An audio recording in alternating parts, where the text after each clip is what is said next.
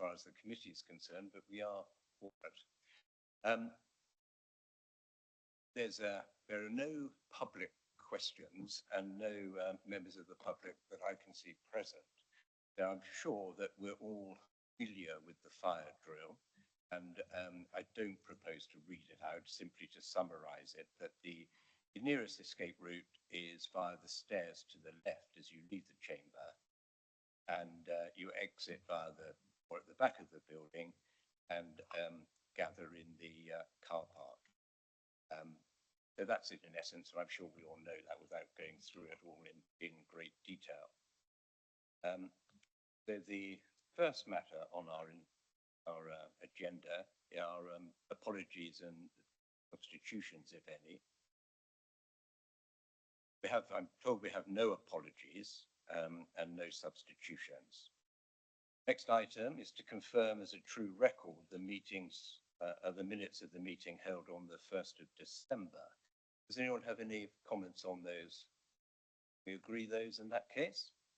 Yep, thank you. I'll sign that, yeah. Yep. Any declarations of interest in relation to matters on the agenda? So if you've already declared interest, but if there's specific interest in relation to matters on the agenda. See, no one putting their hand up, so I'll take that as read. Public question time, as I said, there's no one in the public gallery. We've not received any. Members question time, we've not received any written questions, and I've not been asked to exercise my discretion to allow matters that are not on the agenda. So we needn't concern ourselves with that. So we can go straight to the external audit results from from Ernst & Young, who I think are online here. Thank you. Thank you, Mr. Chairman, and good morning, members. Good morning. Good morning. Thank you for attending. And I think that we've all, I hope, read your very detailed report, and thank you for that. So I will ask you, please, to summarize it and summarize what is the crucial issues. What are the crucial issues, really? And if you could give us some guidance, because we are being asked, and one of the real purpose of this meeting is for this committee to approve the accounts for the current financial year. And given your disclaimers or caveats, whichever is the correct word, and given also that I think it is for the past 3 years, the opening and closing balances you've been unable to certify, we would, I think, as a committee, very much appreciate any advice that you can give to us on whether we should be signing these accounts off. Now, I understand that we are entitled, and indeed I understand that it's happened in past years, that the committee signed them off, but with the caveat that they note the Ernst & Young as external auditors' concerns and comments. Question is really, when does that cease to be, it seems to me, when does that cease to be acceptable? And when do we say, well, we can't sign them off? And if you're able to help us and advise us with that, that would be very helpful. But if you're not, because your position is an independent and not necessarily to give us advice in that manner. So if you're not, I perfectly understand, but if you're able to, it would be extremely helpful. Morning, Vanessa. No, not at all. Good to see you. Thank you. If you wouldn't mind summarizing the position. Thank you. Yeah, no problem at all. I think it's probably best I start with the question about advice and certification of the accounts. So as you pointed out, I can't give you advice because we are your independent auditors. So that's just not within our remit. But what I would point out is the statement of accounts is a combination of assurances from your agendas through the year. So you can take assurances on reports from the Director of Finance. You can take assurance from reports of internal audit in terms of how the internal control environment of the council works and then comes together to bring the financial transactions into this report, or not our report, but the next report of the statement of accounts for the year. So it's not just our report that you need to take into account. It is the combination of information that you get throughout your financial year on this committee. If the members don't feel that you can approve the accounts, what you would need to be is specific. So you would need to actually ask, to the director of finance or the financial colleagues in the room, what is it that you feel is preventing you being able to make that decision? So if you come to that point, then that would probably be the way forward that you would have to take. Now you've said, how long will this go on for? Well, every year it is always the council's responsibility to take into account the information it has, and it shouldn't be taken into account the information just solely on our report or the matters that we have highlighted from our audit. So in that respect, nothing has actually changed. So it's always been a cumulative decision on the information that's available to you throughout the year. That being said, though, I'll run through the key highlights from our report for this year, which starts from page 11 of the agenda pack. So within the executive summary, we talk about the context of the audit in respect to the backlog on local authority audits and the backstop arrangements. And just to remind the members that the deadline for this year for you to publish your accounts is this Friday, the 27th of February. So we've undertaken our audit this year focusing on the closing balance sheet and the in-year transactions, but we haven't sought to rebuild the assurances from the last 2 years which were disclaimed. We have made significant progress with that approach, but we haven't been able to complete those procedures in all areas. So therefore our headline message is, because of those continuing gaps in assurance, we will continue to disclaim the audit this year.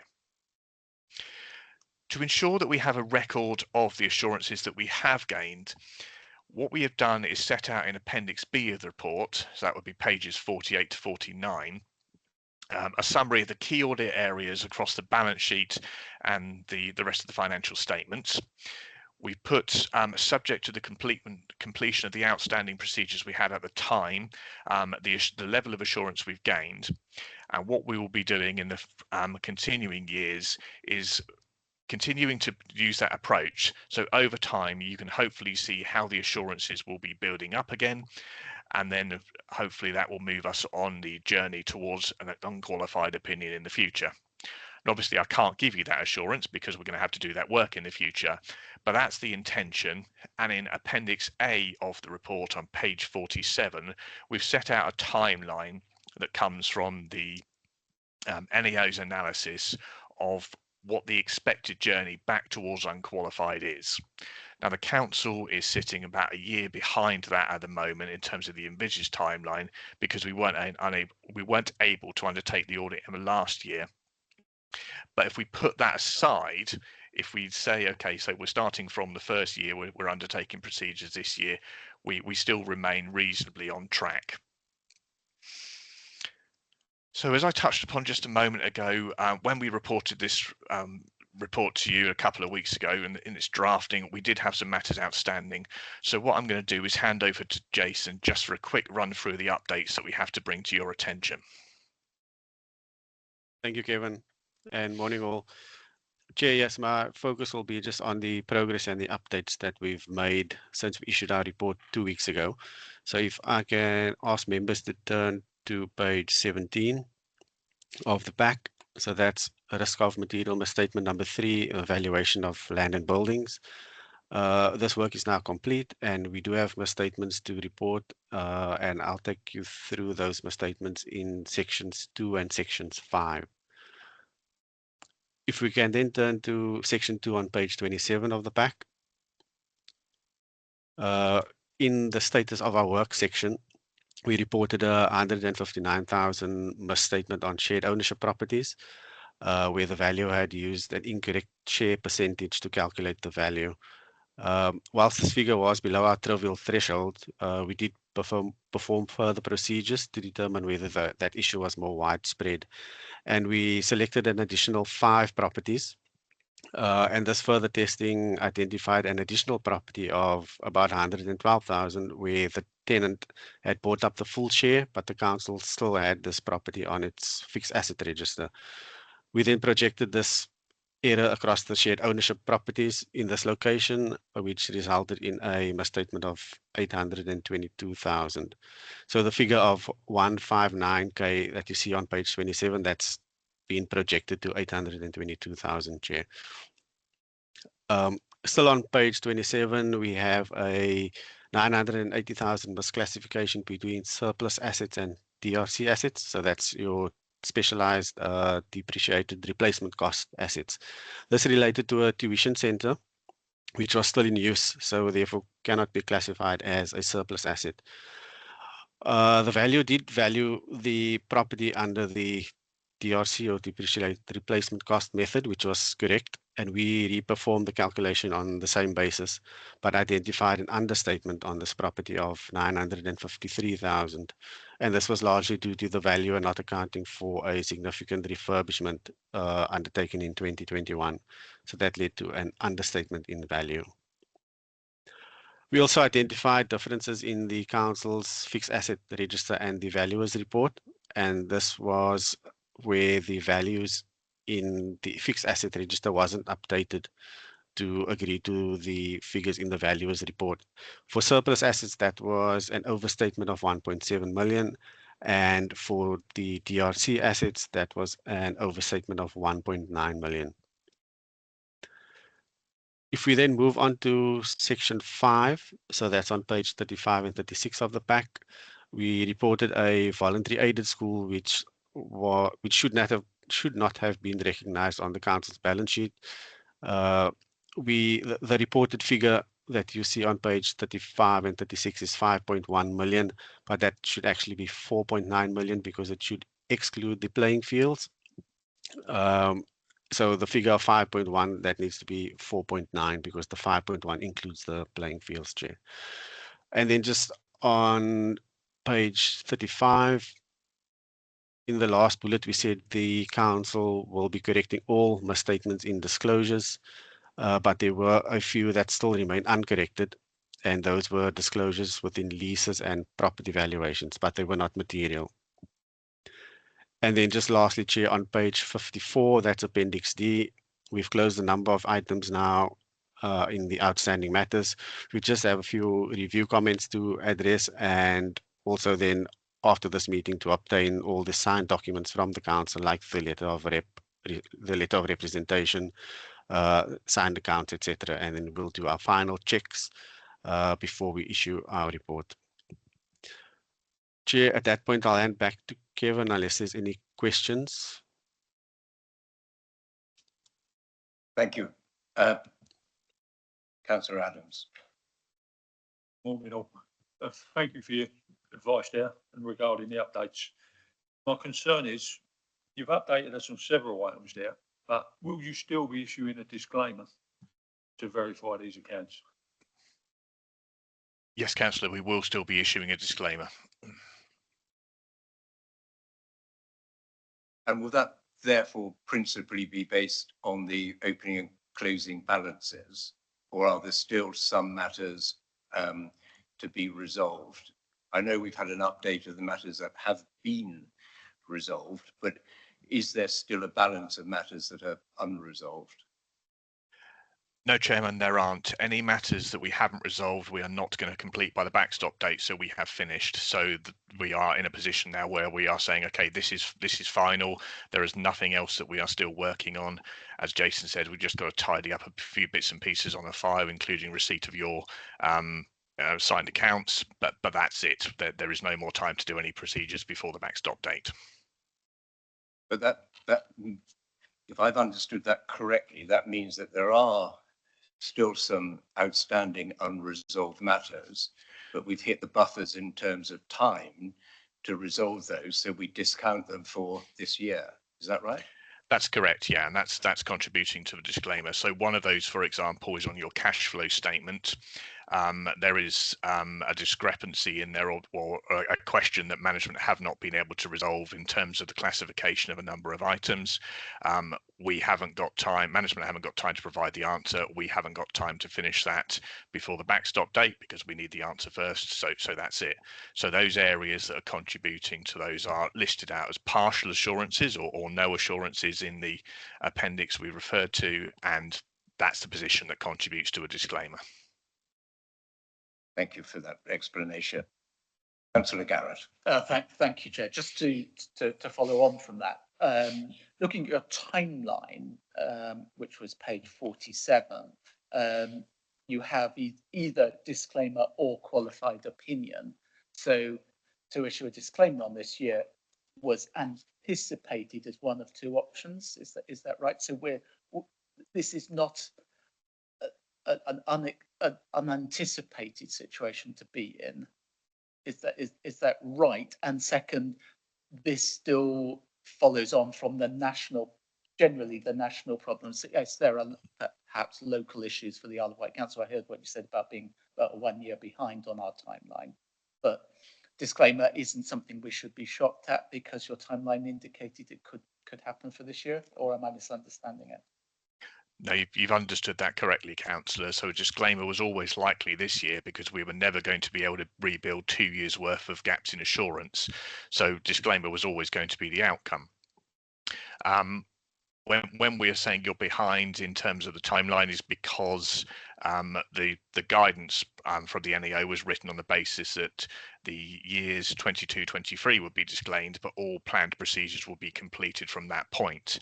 And that wasn't the case in the last year, 23-24, for the Isle of Wight Council. But as you said, a disclaimer was always going to be the position for this year, and it's in accordance with that national picture. So yes, there are aspects to be worked on by this council, local issues that need improving. I think the key ones are around property, plant and equipment, and the accounting in that area, and making sure you've got the information in time. But overall, nothing significantly different from the national picture. Could I follow up on that? Yes, of course. I just wonder if Mr. Downer could give some commentary as to whether some of this is a capacity issue within our own organisation. That's going to be a really important consideration for whoever takes over from May this year in terms of the council's capacity to do its work. I just wondered if there's any commentary you can give on that. Yeah, so last year, the assets bit was the particularly troublesome bit of meeting the deadlines. Through the close down period, we had a vacant capital accountant role, which is the key role that feeds a lot of this information. I was recruited to over the summer, so we've already started doing some in-year work rather than waiting until year end on this occasion. We've also built better relationships with property services, so that we can gather information for the valuers on a timely basis. We've already had our initial meeting with valuers for the coming year, so that we can be ahead of game and meet the 30th of June deadline. Do we have other questions from members of the committee on the external auditor's report? Certainly. If there are no further questions from members, I know that Councillor Jarman would like to ask some questions, as he's entitled to do. So, Councillor Jarman. Thank you. I'll put this to Kevin. I was going to raise a number of questions with the 151 officer about his statement, but he's not here today. Before I ask my question, Chair, do we know if 151 or the deputy financial officer are actually attending today? My information is that they're not, and that the reason is that they're overwhelmed with trying to work on the budget. Right. Okay. So my question, Kevin, is back to the issue of schools, which we've raised a number of times with you in the past, and in particular the very unequivocal answer that you gave to contingent liability, which needed to be brought on to the books, so to speak. Could you please identify where within the analysis or in the current reporting the contingent liability building up for the Isle of Wight Council is defined? It's become more acute because of the lack of school closures last year, and we were advised at that time that were they not to close, an increasing number of schools would be pushed into an annual deficit. Thank you. So, Councillor, my understanding is if there's no decision, there is no contingent liability. So whether a school has a deficit or not is reflected in your reserves. If you have then school closures, then that might be a different matter. But as there's no decision, there is no contingent liability. Now, that's my understanding. I could ask Mr. Downer if he can clarify that one. But that's to say that's my response to your issue. Yeah, I agree with Kevin, and it's a annual assessment as part of producing the accounts at year end. So it'll be reviewed annually as part of the close down. Thank you. Do you have a supplementary or any further questions, Councillor Jarman? Yes, Chair, thank you. Still on the schools issue, following on from that. On page 24, we note the 5.2 million that was incorrectly recognised. Is that the figure you mentioned earlier, which was 5.1 being down to 4.9, or is this a different 5.2 figure? This was specifically related to voluntary controlled schools. That's correct. That's it is the same figure, Councillor. So the 5.1 should be 4.9 because it should exclude the playing fields. So it is the same figure. And is that the same reference then that you include on page 48 to school property where you've been unable to complete tasks? Page 48.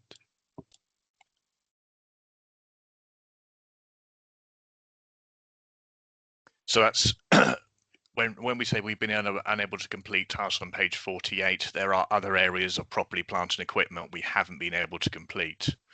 So for that particular item, we have completed the work. We know it's incorrect and we're reporting that, but there are other areas of property, plant and equipment we haven't been able to complete this year.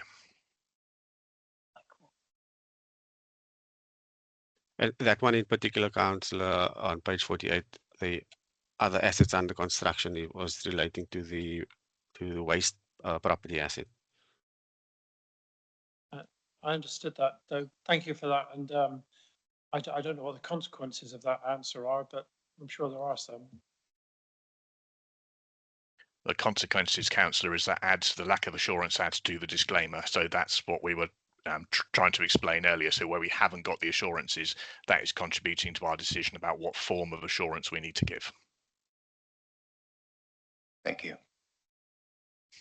Do we have any questions at all arising out of those or on the report in general from members?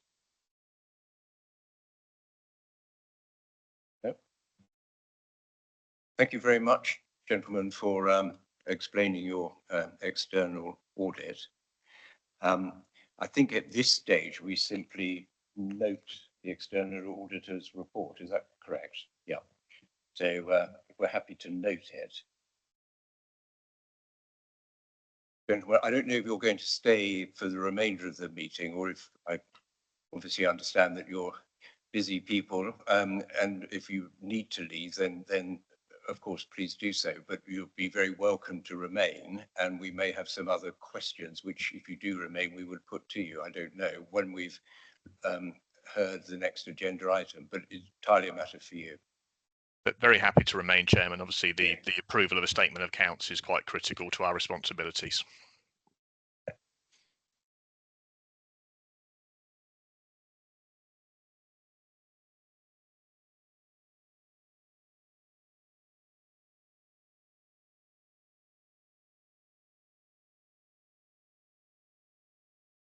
I haven't got my microphone on. 61 onwards. It starts with a report from the 151 financial officer. I don't know if there's anyone to produce that in the absence of Chris Ward. You're going to produce that. Thank you very much. Thank you, Chair. So this short report follows on directly from the auditor's report by presenting the final version of the 24-25 statement of accounts that takes into account their recommendations. The draft accounts were produced by suitably qualified accountants following the SIPA Code of Practice. They were originally published in June 2025 with a presentation on the content in September and updates from auditors to the committee across the period to now. This report is not unusual. Like many authorities, the disclaimed opinion is expected as part of a multi-year audit recovery programme. Any residual issues due to insufficient time will be considered as part of finalising the 2025-26 statement of accounts, which we are starting shortly. The government backstop arrangements require the accounts to be approved and published on the council website by this coming Friday. I'd like to thank the auditors for their support and their challenge across the period, in particular Jason and Dean from the EY team. Happy to answer any questions, Chair. Thank you. Yes, I have some questions based on the 151 officer's report. And I'd just like to ask this, paragraph 6, the regulations now require councillors to consider the statement of accounts. B, approve the statement of accounts via resolution. It's open to this committee, I'm not saying that we will do that, but it's open to this committee not to approve the accounts, isn't it? And I wondered why that isn't really there as an option.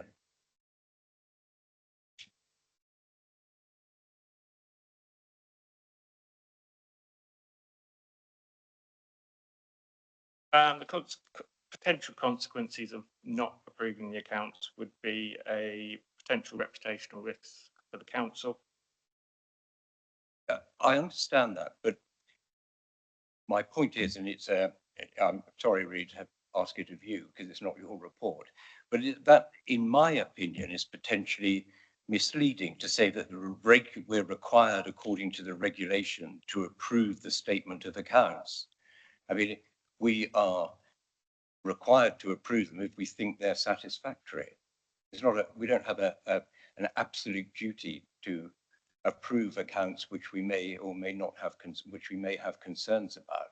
And I just find that a rather concerning approach, frankly. In fairness, it does say at paragraph 8, in considering the statement of accounts, the committee should take into account any comments made by the auditor, presumably the external auditor. But it does seem to me that that's potentially quite misleading.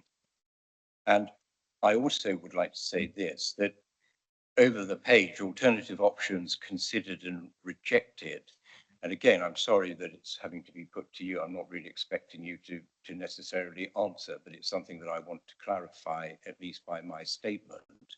And that is this, that there is an increasing practice, in my opinion, of only limited options being given to committees.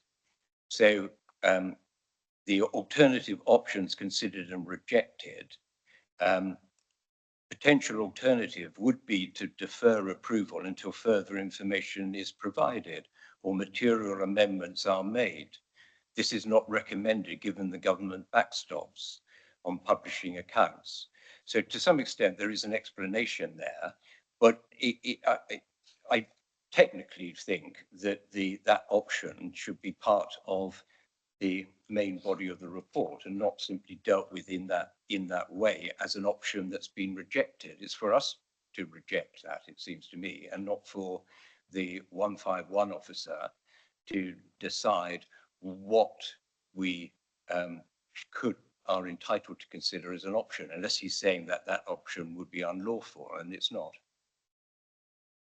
So those are questions I would have put to the 151 were he here, and I'm not able to do that.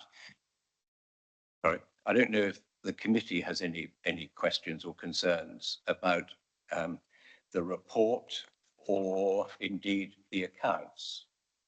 Does the committee have any questions? Councillor Critchison. Thank you, Chair. I think there are concerns. You can see that, and as they've said in the report, there are areas, but I think we've been given that assurance that it's not any different than the general accounts that for the other councils.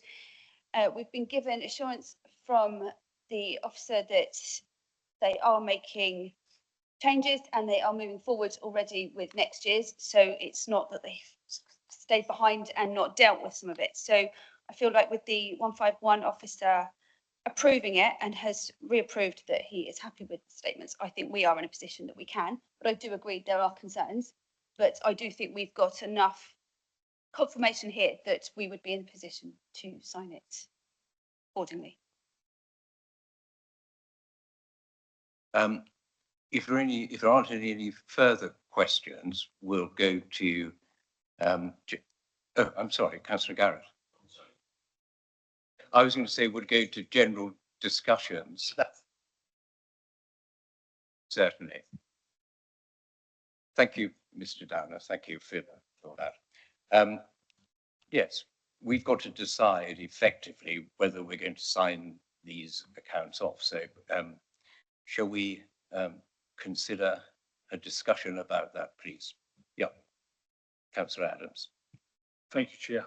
It's take on board Councillor Christensen's comments, but to me, I wasn't part of this committee for the last 3 years, and I find it very odd that we're sitting here and the council has knowingly been in the position where the accounts haven't been signed off without a disclaimer for the last 3 years. I find that very concerning. We're still sitting here with loads of items in there what are unknowns, and we have a very important meeting coming up Wednesday, which is our budget. I find it this very concerning as well that we're not asked to consider options, and I won't be supporting this today in this current form without a disclaimer from us sitting here on the council, because I'm not happy to support that. Thank you, Councillor Adams. Councillor Judgment? Sorry, do you have a, no? Councillor Garrett. Yeah, I think I take a different read on the paper, and I was looking back at last year's paper when we were under a different governance system, and so the paper is from the Section 151 officer, and then it sets out what the Section 151 officer, thinking of their statutory duties and professional responsibility, is saying that they are recommending, and the options that they have considered and rejected as a recommendation to us.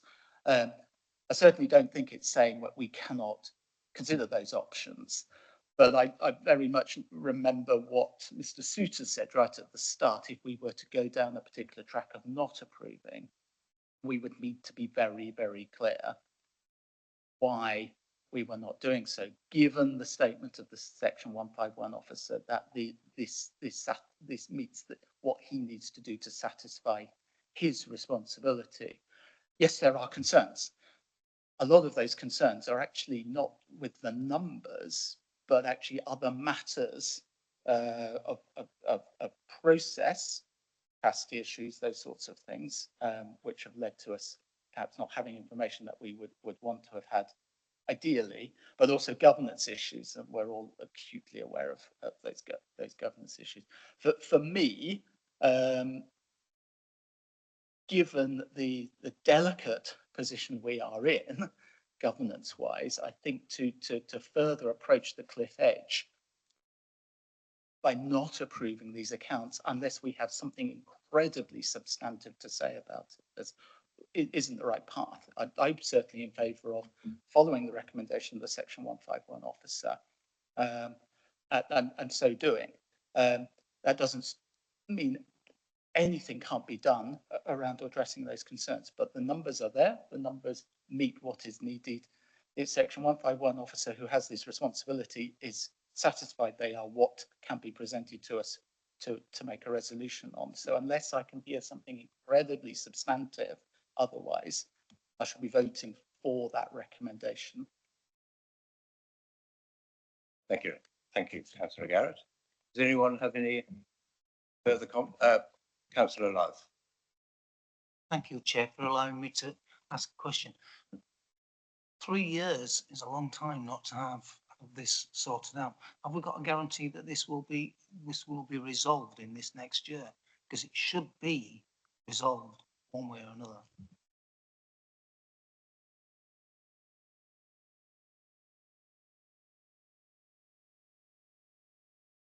There is a timeline. I can't state categorically if there was a timeline last year, but I imagine there was. And so the timeline, although there's a timeline, that to answer your question, there's no guarantee that the timeline will be met. That's the reality of the situation.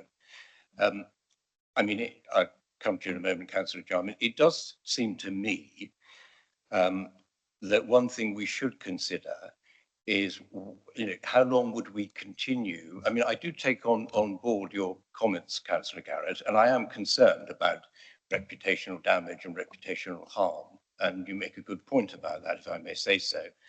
But I am concerned about how long do we continue with this position? I mean, I wasn't on the committee last year, but I understand that the accounts were, whatever the expression is, approved or signed off or considered to be suitable for submission, but with a caveat along the same lines as the then caveats raised or disclaimers raised by Ernst & Young. And I may be wrong, but I think I'm right in saying that the committee expressed concerns, as we're expressing now, about the continued inability, as it were, to resolve opening and closing balances. So the matter for the committee is, does there come a time, and has that been reached, when we say, well, enough is enough? Or do we take the view that we'll sign the accounts off, that's not the right expression, but there it is, publish them, say that they're fit for publication and submission to the revenue, but that we have concerns and formulate a disclaimer along the same lines as our external auditors? Or do we take the view that we've reached the point where we think we shouldn't submit them? That's the real issue that we've got to decide as a committee.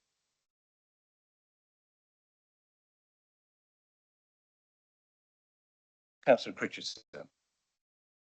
I don't think we can say with the progress and the assurance with the years we've got that we could not sign them, in my opinion. I think we could put in a disclaimer if you wanted to add that on.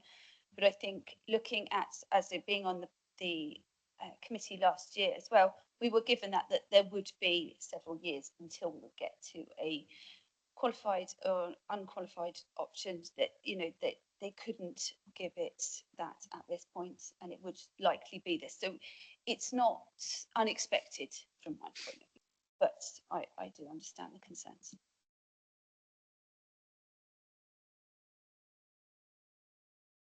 Councillor Garrett.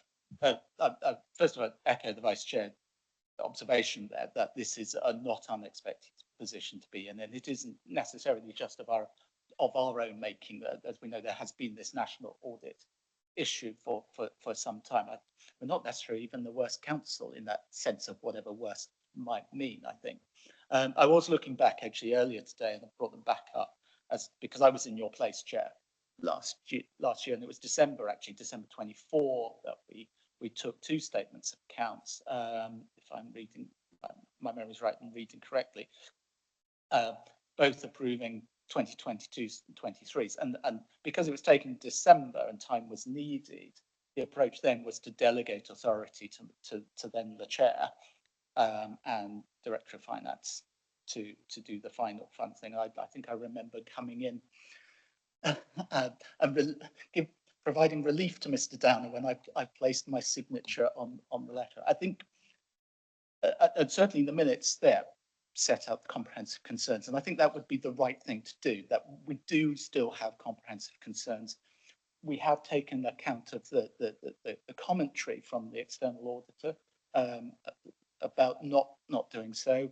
They may want to comment as to what, if we didn't, is there an escalation? I think there's a section number that they might sort of like be considering or something if to happen. But I also think in the bigger picture, we just need to think about, we are in the government's view for many different reasons, that unless we have something truly substantive, they're going to say, well, that is not substantive. And that's a real problem for you and a real problem for government into those things. So I think the safest option, which doesn't discount anything that anybody has a concern about, is to approve these accounts by the deadline of this Friday. But I perfectly understand why people are concerned. Thank you, Councillor Garrett. My view on balance is that we should, but I mean, we'll put it to the vote. I'm persuaded that we should publish the, submit the accounts, but it's a matter for, I mean, we're going to have further discussion. I was undecided when I came to the committee meeting. I've heard the comments of Councillor Garrett, who's had considerable experience, and indeed of Councillor Critchison on this committee. And perhaps if I'd been a member of the committee for longer, it wouldn't have come as such a surprise to me. But I am extremely concerned by the position, and I wouldn't be prepared, even if the committee votes in favour of submitting them. I'm not going to sign them, which I have to do in inverted commas, without a suitably worded disclaimer. So we will need to decide either today on a suitably worded disclaimer, or alternatively, if you want to delegate it to me and for me to then pass it to you by email so that we make the deadline still on Friday, that would be a way of doing it. But I'm not just going to sign these accounts off, and I don't think anyone's suggesting that I should. So subject to the caveat that we will make a suitably worded disclaimer, can we take a vote on the recommendation? It's my page now. Hey, where's our Councillor, if you forgive me, well, could I chip in before you move ahead on that basis? Yes. Need to be very clear that your approval of the accounts or not is binary. You can't put a disclaimer on the accounts themselves. So in terms of what Councillor Garrett was saying previously, you can of course record concerns in the minutes of the meeting, but you have to approve the accounts or not. I just think I really needed to make that clear for you, because if you go down that route and we don't get the process right, then that would mean that the council potentially might not be able to hit that deadline, and then we'd have to report that to MHCLG. So I just needed to be really clear that's the case here. Thank you for clarifying that.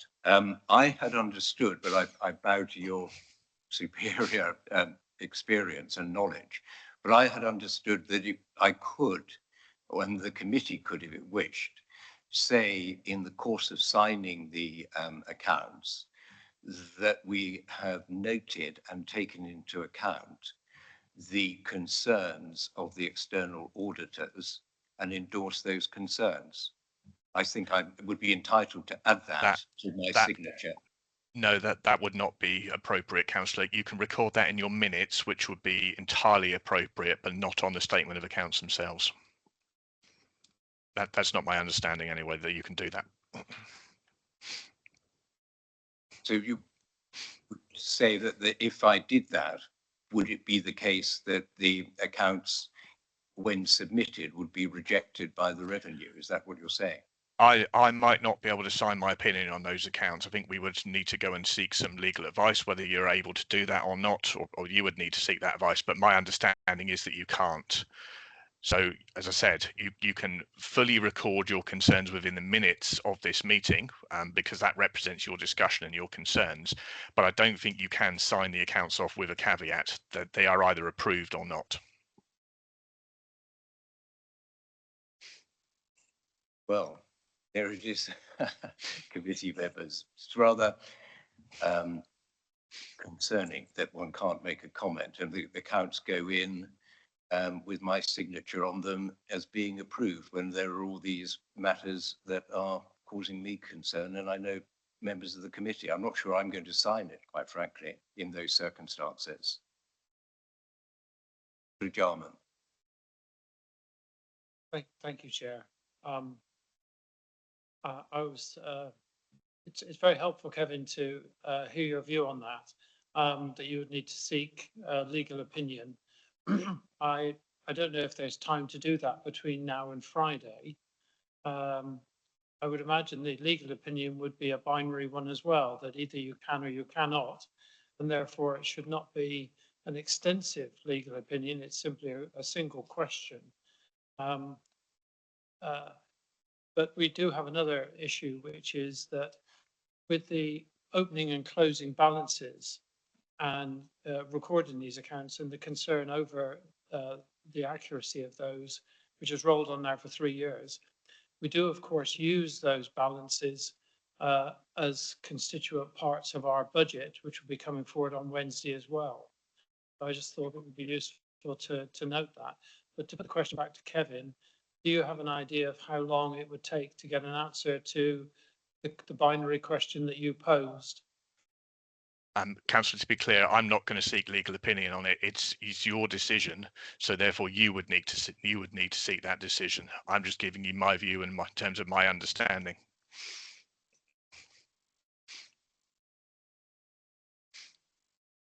Thank you. Well, I think I would like to take a legal opinion. Whether or not we can do that internally by speaking perhaps to Mr. Guard about it. I'm not prepared to put my signature to some accounts that I'm concerned about, and without being allowed to express that concern.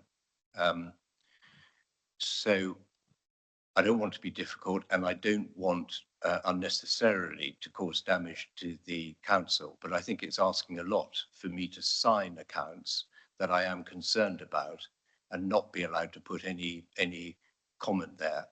I don't think it's satisfactory for it just to be in the minutes, quite frankly. From my point of view, I don't sign things. From my point of view, I don't sign things that I don't agree with. So I think we'll have to leave this matter unresolved as far as I'm concerned, unless perhaps we should go to a vote on it, and we should perhaps have a vote. And then it's a question for me whether or not I'm prepared to sign them. And the answer will be that I'm not prepared to sign them today, but I will take legal advice. And we might have to have either an extraordinary meeting to approve them. Perhaps I can just take some advice from Megan here. Then we could try to reconvene before Friday. In the interim, I mean, if we can reconvene before it, I can try to do that if you prefer to do that. That just makes it a bit simpler in terms of we close down the meeting. Yeah. I don't have to give 5 days before issuing another meeting, and that would miss the Friday deadline. If we adjourn, we get around that. We've already issued papers, so that's adjournment. I think the wording we would use adjournment. Okay. There is a program. Okay. If that's what the committee would like.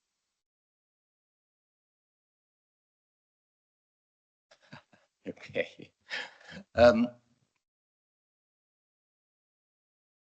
The advice, well, I've spoken to Megan, and we could take this option. We could adjourn today's meeting.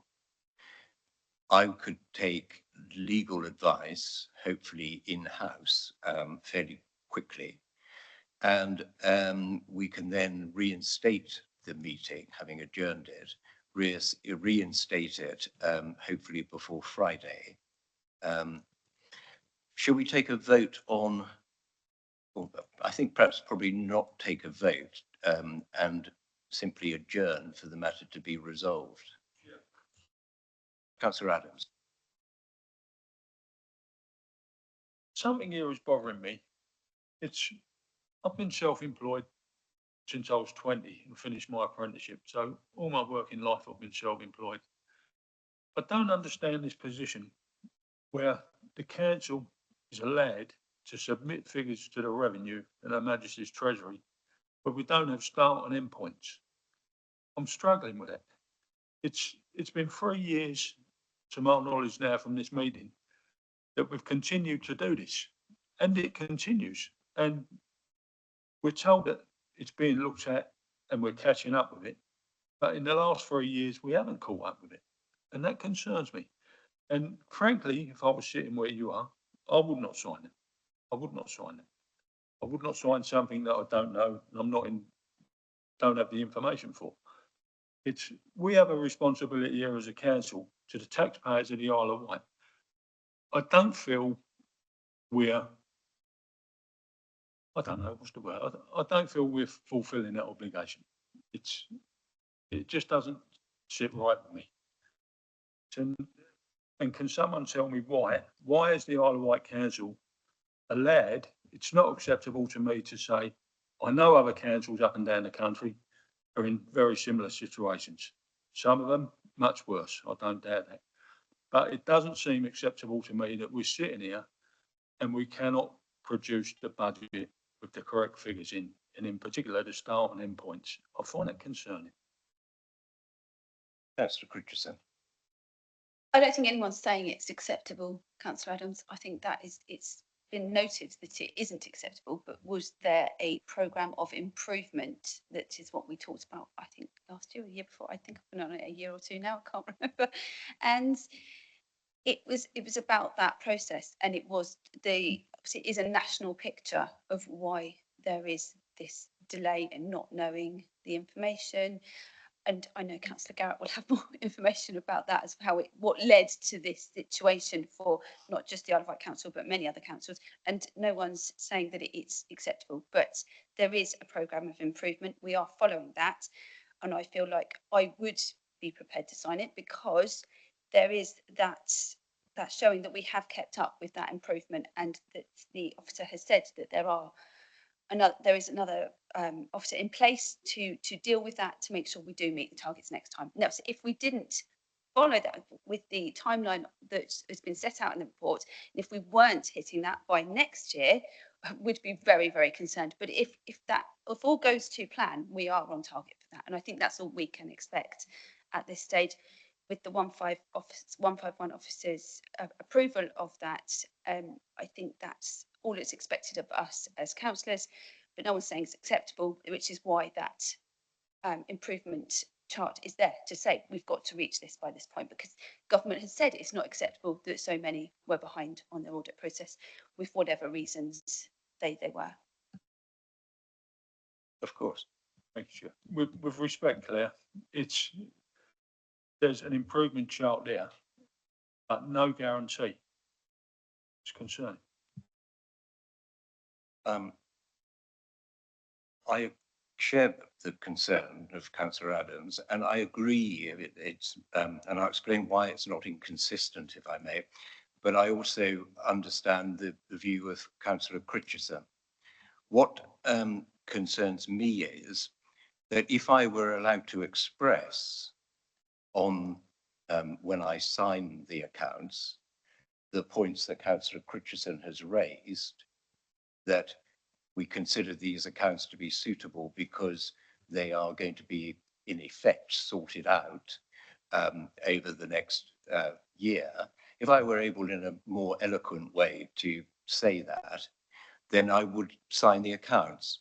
But how can I, and this is a rhetorical question, how can I, if I sign those accounts, then I'm approving them as correct to the best of my, or to the best of my knowledge, based on what I've been told.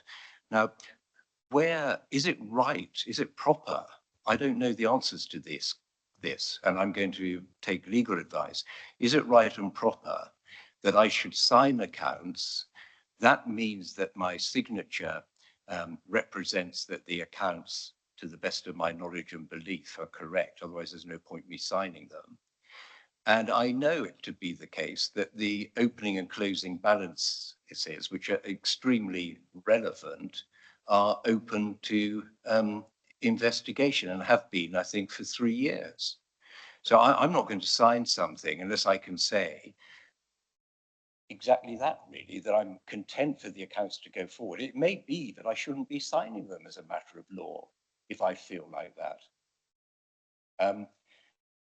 I don't see why I think that's probably the case, because if it's right that I can't put an explanation next to my signature, then it means that I'm accepting the accounts and accepting a timeline, but I can't tell them that I'm doing that, if you see what I mean. And I think it's very unsatisfactory. So I will take some legal advice, but I'm minded to take the view that the regulations, the reason I'm not able to put a disclaimer is because my signature is absolute. And I'm not prepared to sign something which we don't know if the opening and closing balance is correct if my signature is absolute. And it tends to suggest that it's absolute if I can't put a note in. And I don't think linking it to the minutes could be unlawful, because it could be said to me, well, why did you sign these accounts? You were told all the problems, in particular the opening and closing balance. You were told that you had to sign them absolutely, as it were, and that you couldn't put your comments next to your signature. You can imagine a judge, I've been in front of them before, giving me quite a hard time about that.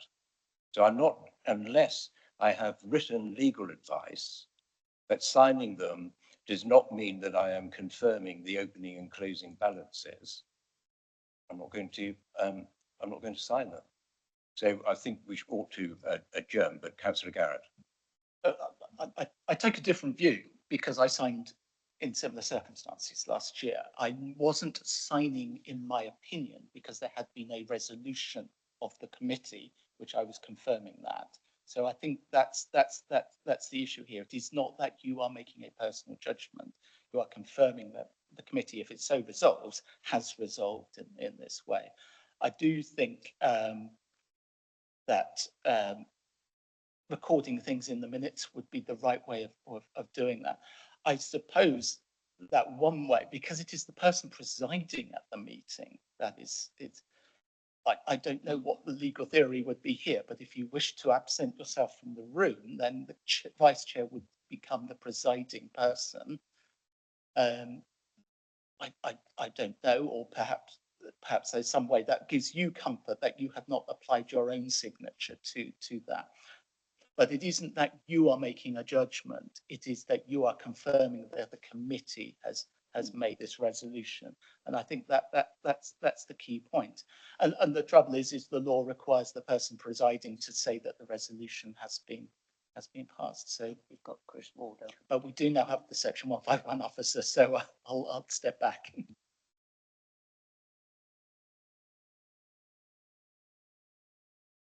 We've got Chris Ward here now, so let's see. Is it still morning? Yes, good morning, Chris. Oh, morning, Chair. Well, obviously happy to help if I can. I've obviously just joined, so if there's anything by way of background that you're able to help me with, that would be good, please. I think all of the committee are concerned that there is still a disclaimer going to be put forward by the external auditors. And the disclaimer relates in the main, but not, as I understand it, exclusively, in the main to the continuing inability to resolve the opening and closing balances. Now, we haven't yet voted and had so we don't have a resolution. We're at the discussion stage. And the discussion stage is that all of the committee, I think I'm right in saying, share the concerns of the external auditors. And my concern is this, that I'm told, as far as the external auditors are aware, that I had come to this meeting thinking that if the committee resolved, and I don't know if it will, to submit, as it were, the accounts, I'm told that I then have to sign it, and I'm told that I can't put a caveat. I can only put a caveat in the minutes. I can't put a caveat next to my signature. So that would mean, in effect, that I'm signing to approve a resolution or to submit the accounts in accordance with a resolution if we take one. And that resolution, on the face of it, would be that the accounts should be submitted, but the committee and the resolution has concerns, and those will be expressed in the minutes. But as far as the HM revenue is concerned, the accounts simply go with my signature approving the resolution of the committee, and I'm uncomfortable about that. I think I think it's a bit disingenuous, in fact, the more I think about it, because I'm not allowed to say that I'm not allowed to express the concern that goes with my signature, and that therefore the fact I'm not allowed to express it tends to suggest that it is an approval of the resolution, and I'm not allowed to say that the approval was of the resolution. I'm not allowed to say that the resolution was subject to a caveat, and I think that's somewhat disingenuous. So. Thank you, Chair. Yeah, I understand. I mean, I understand the predicament. I think if we just go back, perhaps Kevin has already explained this, but if we just go back in history for a second, the whole reason that this situation came about was because the audit firms weren't able to complete all of the audits in the required timescales to the required standards. So, and it was a national problem, you'll probably remember. So this is not an uncommon situation, and there are many, many authorities across the country in exactly the same situation, where as a consequence of a historic under-resourcing, if you like, in the external audit field, a number of audits were not completed to the standard that external audit would ordinarily have or would have been expected to complete to in accordance with their requirements. So also it's probably worth understanding that there's no intention to go back ever to look at those brought forward balances. So that will never be resolved. And the only way it comes to a resolution is as you go forward with future audits, and those brought forward balances effectively fall out of the time period for audit.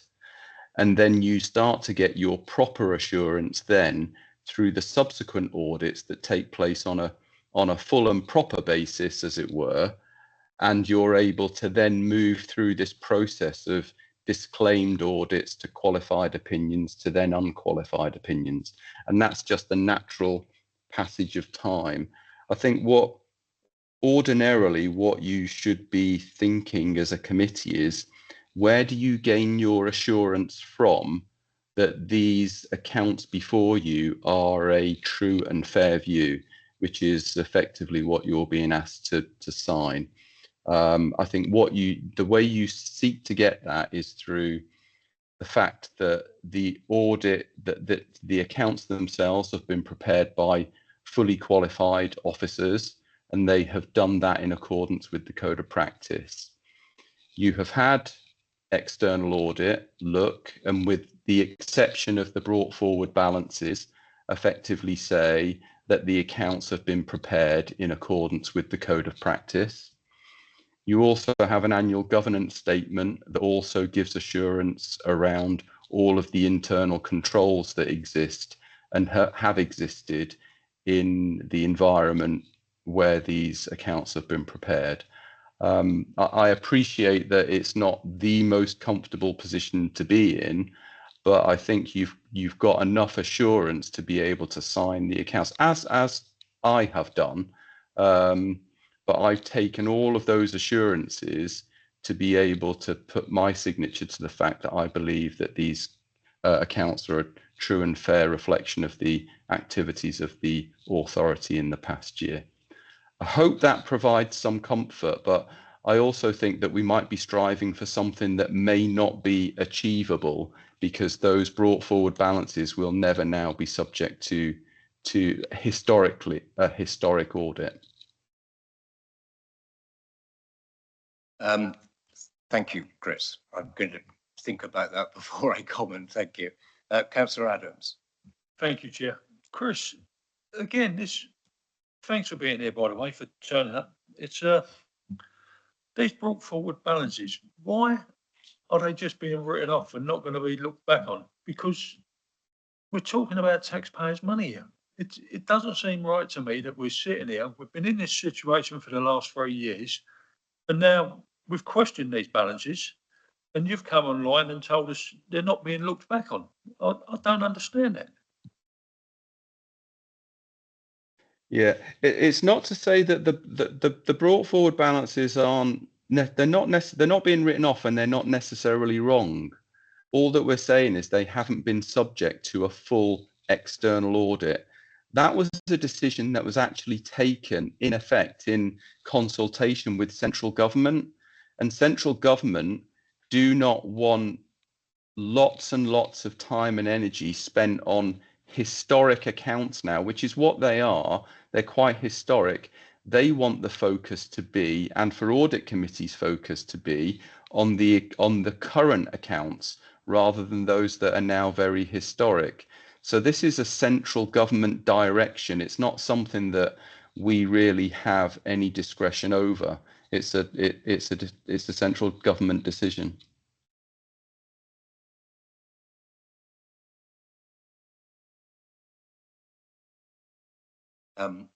Thanks, Chris.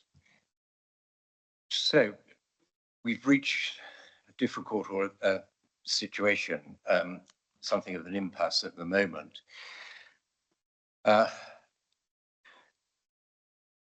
I'm just trying to consider and take some advice from Megan, whether or not it's better to take the committee's vote, and then at least we have a resolution one way or the other, and that I then deal with my personal situation as to whether or not I'm prepared to sign the accounts, which effectively means that I support that resolution. And the resolution is on the basis that, as I understand it, the accounts are to use Chris's words, Chris Ward's words, a true and fair view of the financial position of the council, as I understand it, and that the accounts are fit to be submitted. You see, my concern, Chris, is this. I'm not trying to be difficult for difficult's sake. My concern is this, is that it may be that it's the government's view now that we should just not look back, but perhaps they haven't changed the regulations, because why is it, if it's correct, that I'm not allowed to say that, express some concerns, but still put forward the accounts? And that must be surely that I'm not allowed to express, if it's right, those concerns, because my signature means that I'm content either with the accounts themselves or with the resolution of the committee that the accounts are all right.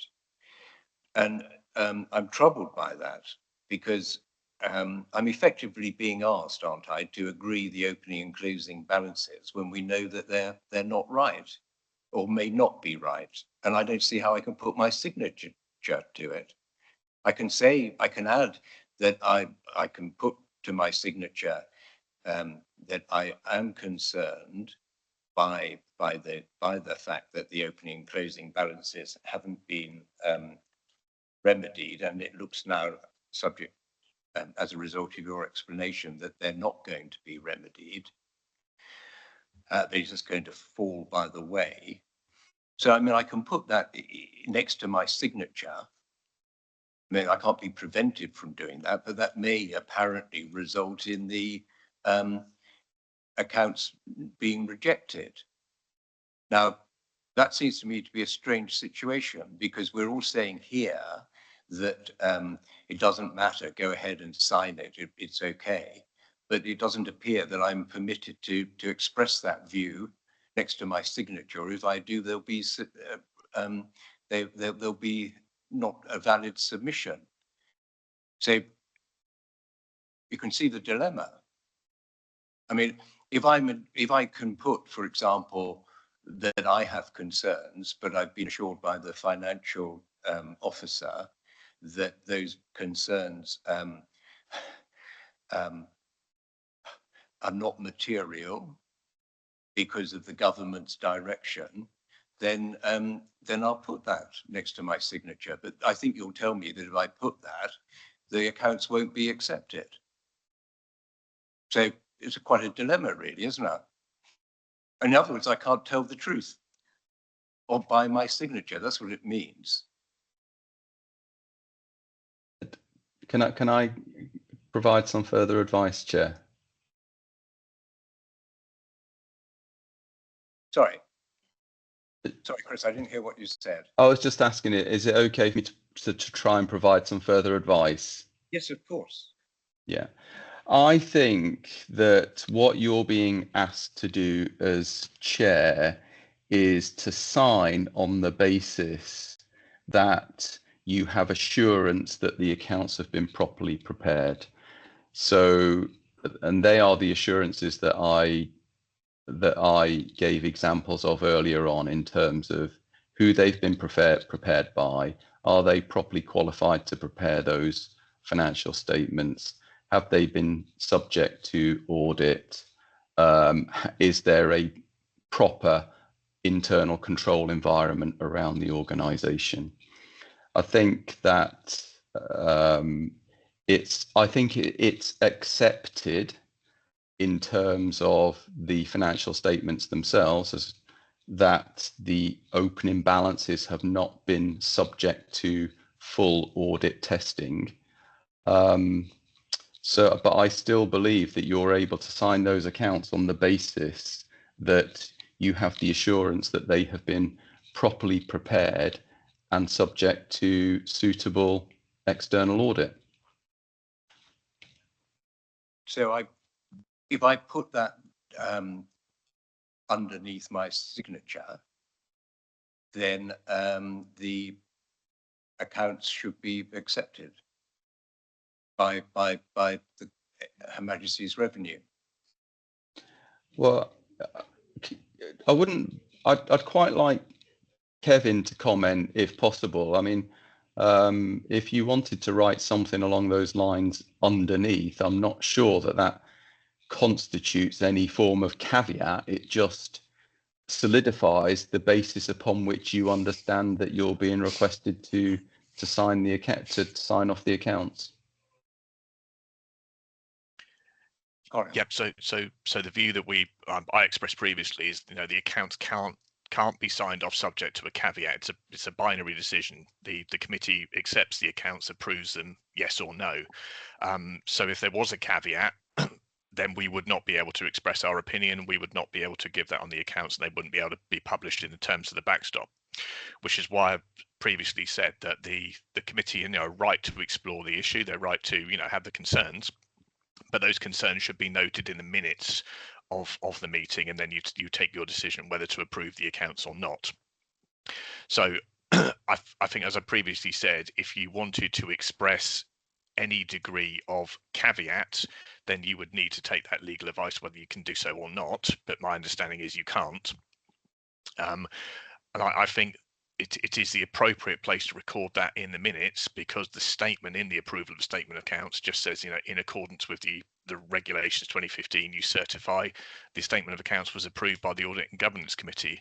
You're not taking any personal responsibility, Chairman, other than just saying that they have been through that governance process here today. And, therefore, I think, as Councillor Garrett previously said, it's just a reflection as your role as the chair of this meeting, that it's gone through that process and that's what you're signing off. But I do think that any further caveating or form of words within this point here, we would need to consider that very, very carefully, which is why my view is that your concerns should be expressed and documented within the minutes of the meeting, not actually in terms of changing the approval of the accounts as expressed on page 69 of the pack on that page. Thank you.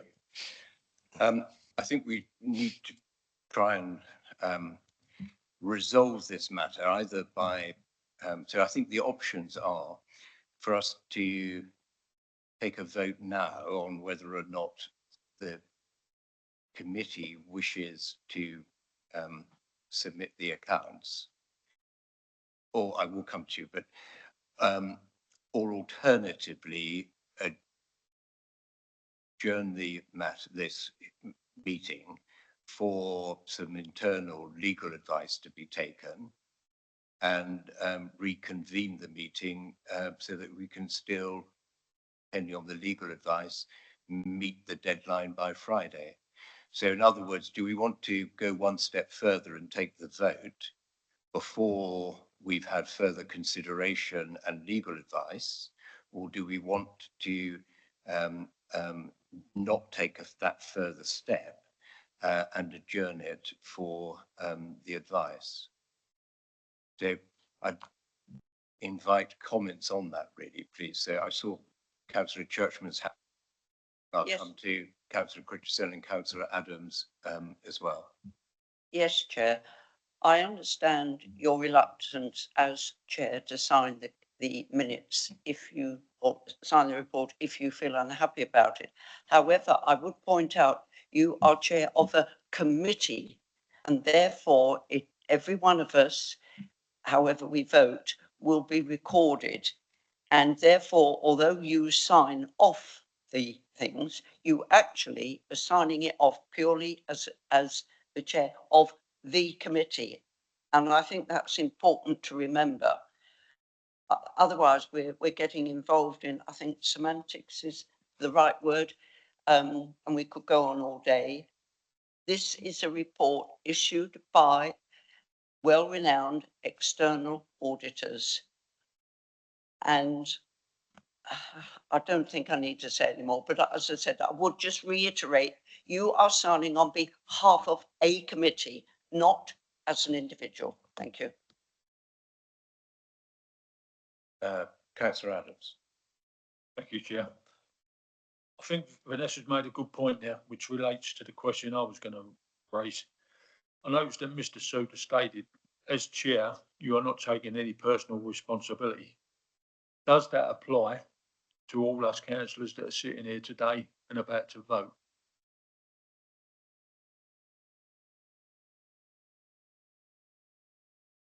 I don't know the answer to that, I'm afraid, Councillor Adams. I don't know. I was actually asking, Chair, sorry, that was directed to Mr. Souter, because you just stated that as the Chair, Peter's not taking any personal responsibility. I feel sitting here in this chamber that we're all under some responsibility, and I take that very seriously. And rightly so, Councillor. I mean, that's your role in terms of being on the committee and taking the matters responsibly. So no complaints about that from myself. So ultimately, I probably would need help here, because I'm not a specialist in local authority law. But you are elected as councillors. You are on this committee to have that delegated responsibility to approve the accounts. But I don't believe there's any legal comeback on you in particular from this matter. I think it's a required aspect of the role. I probably need help here from Chris, who I can see has put his hand up. Yeah, I'll just refer back to you've had some recent advice from Chris Potter in relation to acting in good faith. And so long as you act in good faith, which I believe that you would be in this instance, then you have protections under the law. You have protections under the law.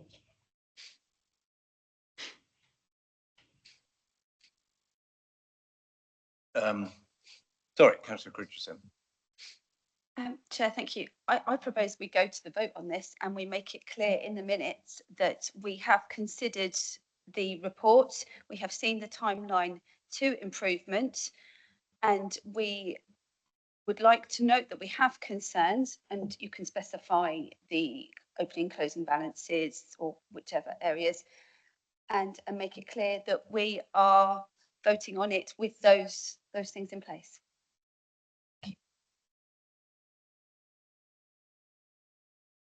So we go to the vote. So the recommendation is that the 2024 to 25 statement of accounts, including the annual governance statement, be approved and duly signed. So all those in favour of that? It's 3. And those against? It's 2. So that's carried, and I will abide by the democratic will, of course, of the committee. And thank you for the discussion. It's been not an easy discussion, but it's been helpful in the sense that it's enabled me, particularly as I've voted against, it's enabled me to express my opinion by voting against. But nevertheless sign it as being the correct sign it as being the resolution of audit and governance. And it's taken a little bit of time for me to sort of think it through to that extent, but it's been very helpful. So thank you for that. And we would thank you, Chair, those of us who voted in favour. Thank you. Because we do, I've sat where you are. We do recognise the responsibilities of being in the chair at these times. So that's very gracious of you, Chair. Not at all.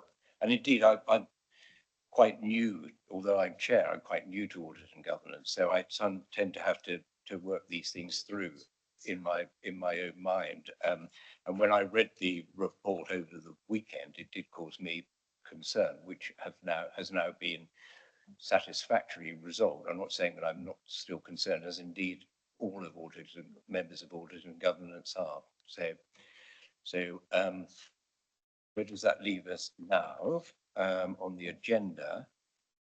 I think that's it, isn't it? All I've got to do is some signing. So we can close the meeting? Yeah. Okay, so we will close the meeting, and thank you very much everyone for your attendance and for your comments, and to the external auditors, Mr. Downer and Mr. Ward, thank you for your input and help in resolving this matter. Thank you. So we're finished. I don't like banging this gavel thing. Thank you. Bye.